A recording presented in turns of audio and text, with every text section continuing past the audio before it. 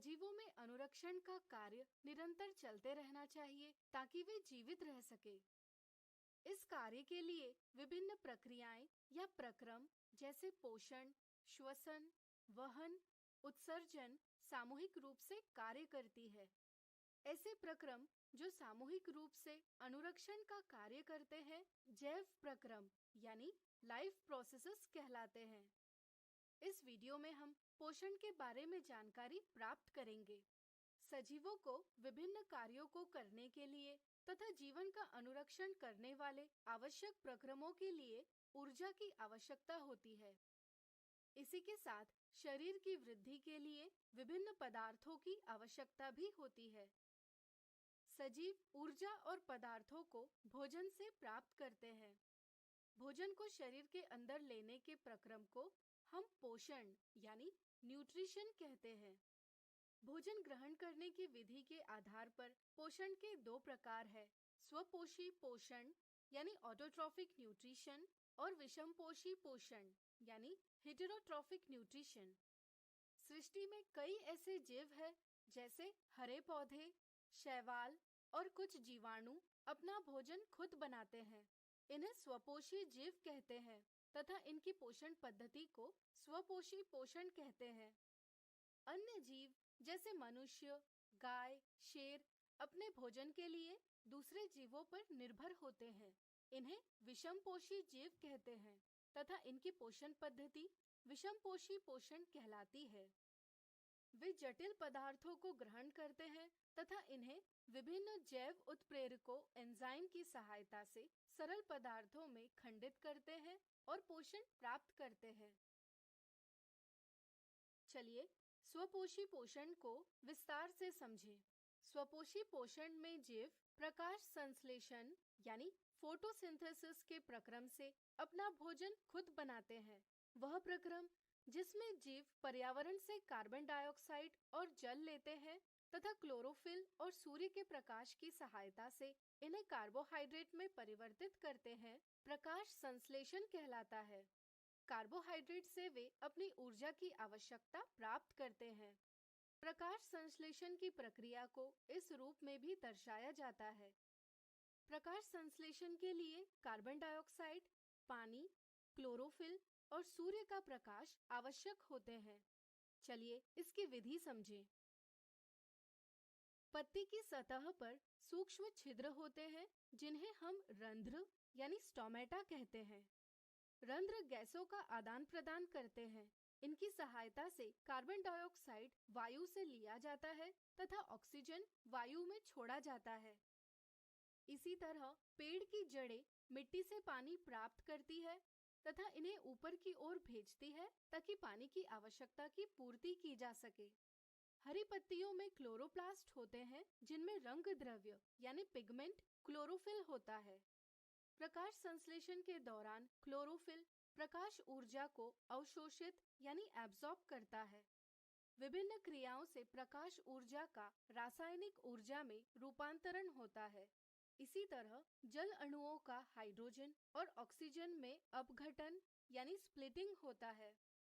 प्राप्त हाइड्रोजन की सहायता से कार्बन डाइऑक्साइड का अपचयन यानी रिडक्शन कार्बोहाइड्रेट में होता है तथा ऑक्सीजन को हवा में छोड़ दिया जाता है। कार्बोहाइड्रेट से जीव ऊर्जा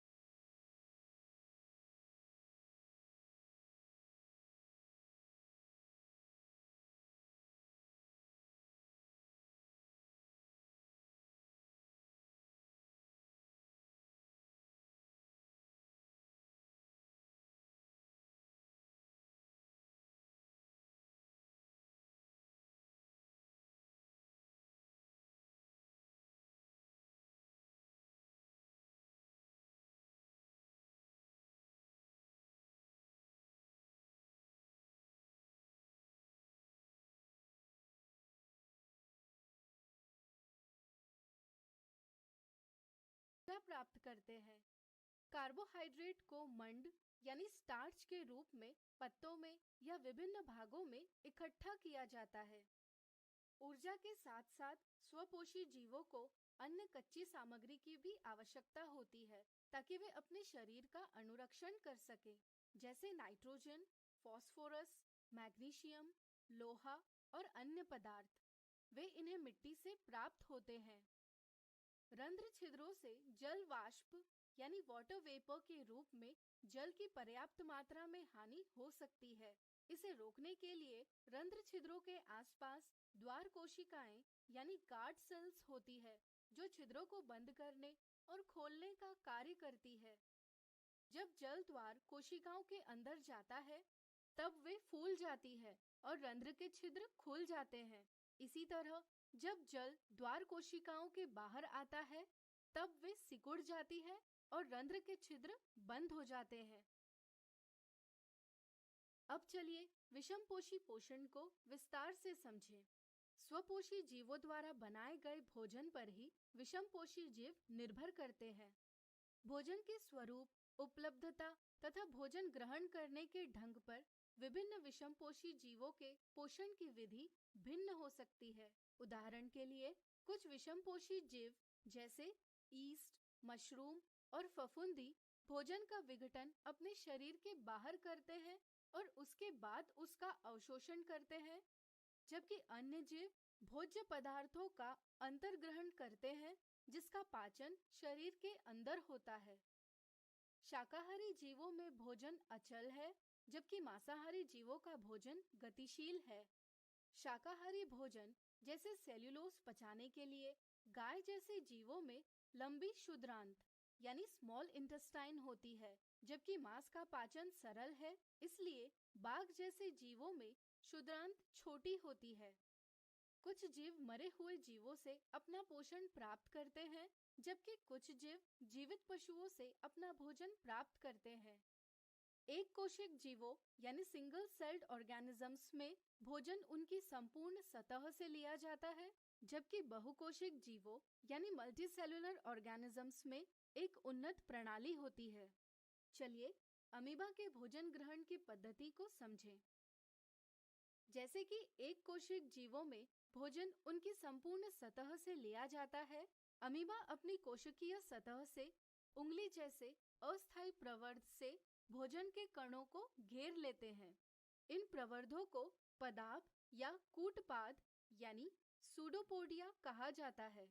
इसके बाद सारे प्रवर्ध संगलित यानी फ्यूज होकर खाद्य रिक्तिका यानी फूड वैक्यूल बनाते हैं। इसके अंदर भोजन का विघटन सरल पदार्थों में किया जाता है। बचे हुए अपच पदार्थ कोशिका की सतह की ओर गति करते हैं और शरीर से निष्कासित कर दिए जाते हैं। चलिए अब देखते हैं कि मनुष्य में पोषण का प्रक्रम किस प्रकार से होता है। मनुष्य में भोजन ग्रहण करने के लिए मुंह से लेकर गुदा तक एक विस्तारित लंबी नली है, जिसे हम आहार नाल यानी एलिमेंट्री कैनाल कहते हैं। आहार नाल का सबसे पहला हिस्सा मुंह है। मुंह यानी माउथ में भोजन को दांतों द्वारा चबाकर छोटे छोटे कणों में बदल दिया जाता है। चबाने के दौरान पेशीय जिह्वा यानी मस्कुलर टंग भोजन को लाला ग्रंथि यानी सलाइवरी ग्लैंड से निकलने वाली लार यानी सलाइवा के साथ मिलाती है। लार से भोजन गीला होता है, जिससे भोजन को आगे सरकने में आसानी होती है। लार में स्थित एंजाइम लार एमिलेज यानी सलाइवरी एमिलेज मंड यानी स्टार्च जटिल अणु को सरल शर्करा यानी शुगर में खंडित करता है। इसके बाद ईसोफेगस भोजन को मुंह से आमाशय यानी स्टमक तक पहुंचाता है। भोजन के आने पर आमाशय फैल जाता है। आमाशय की भित्ति में जठर ग्रंथियां यानी गैस्ट्रिक ग्लैंड्स होती है। ये ग्रंथियां हाइड्रोक्लोरिक अम्ल, प्रोटीन पाचक एंजाइम पेप्सिन और श्लेष्मा यानी म्यूकस का स्त्रावण यानी सिक्रीशन करते हैं।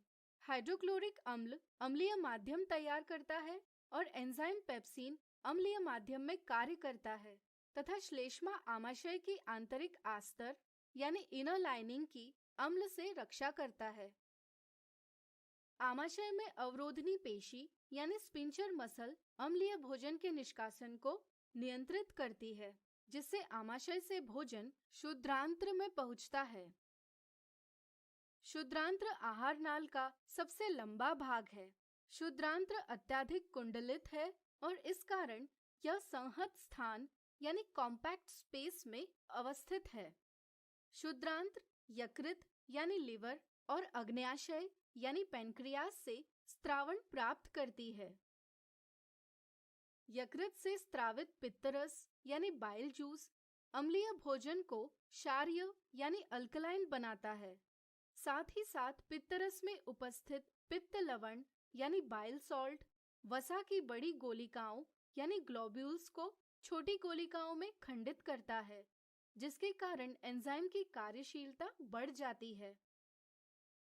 अग्न्याशय से स्रावित अग्न्याशयिक रस में एंजाइम ट्रिप्सिन, अग्न्याशयी एमिलेस यानी पैंक्रियाटिक अमाइलेस और लाइपेस होता है। ट्रिप्सिन प्रोटीन का पाचन करता है, अग्न्याशयी एमिलेस जटिल कार्बोहाइड्रेट का पाचन करता है और लाइपेस इमल्सीकृत वसा का पाचन करता है। शुद्रांत्र की भित्ति की ग्रंथि आंत्र रस स्रावित करती है, जिसमें उपस्थित एंजाइम प्रोटीन को अमीनो अम्ल, जटिल कार्बोहाइड्रेट को ग्लूकोज और वसा को वसा अम्ल यानी फैटी एसिड्स और ग्लिसरॉल में परिवर्तित करते हैं। इसलिए शुद्रांत्र प्रोटीन, कार्बोहाइड्रेट और वसा के पूर्ण पाचन का स्थल है। आंत्र की भित्ति पाचित भोजन को अवशोषित करती है। शुद्रांत्र के आंतरिक आस्तर पर उंगली जैसे अनेक प्रवर्ध होते हैं। इन्हें हम दीर्घरोम यानी विली कहते हैं। यह दीर्घरोम अवशोषण का सतही क्षेत्रफल बढ़ाते हैं। दीर्घरोम में रुधिर वाहिकाओं यानी ब्लड वेसल्स की बहुतायत होती है। ये भोजन को अवशोषित कर भोजन को शरीर की प्रत्येक कोशिका तक पहुंचाती है। इसके बाद अपचा भोजन बृहदांत्र यानी लार्ज इंटेस्टाइन में प्रवेश करता है। यहाँ उपस्थित दीर्घरोम अपचे पदार्थ से पानी का अवशोषण करते हैं।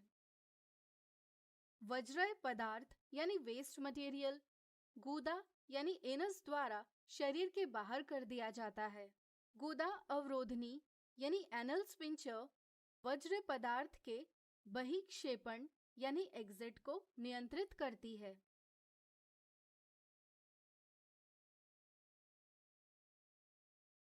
तो आज हमने सीखा पोषण क्या है तथा पोषण के विभिन्न प्रकार कौन से हैं।